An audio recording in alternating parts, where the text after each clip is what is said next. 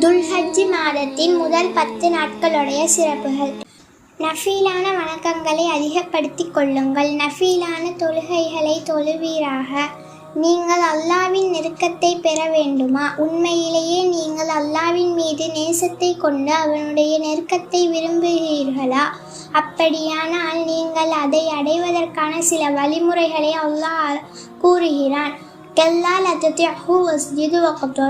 இறைவனுக்கு சுஜூத் செய்து வணங்கி அவனை நெருங்குவீராக. சுஜூத் செய்வது அல்லாஹ் சுப்ஹானஹு வ தஆலாவின் நெருக்கத்தை பெறுவதற்கான சிறந்த வழியாகும். ரசூலுல்லாஹி ஸல்லல்லாஹு அலைஹி வஸல்லம் அவர்கள், ஒரு அடியான் சுஜூதில் இருக்கும்போது தனது ரப்புடன் மிக நெருக்கத்தில் இருக்கிறான். ஆகவே சுஜூதில் இருக்கும்போது அதிகப்படியான பிரார்த்தனைகளை செய்யுங்கள் என்று கூறினார்கள்.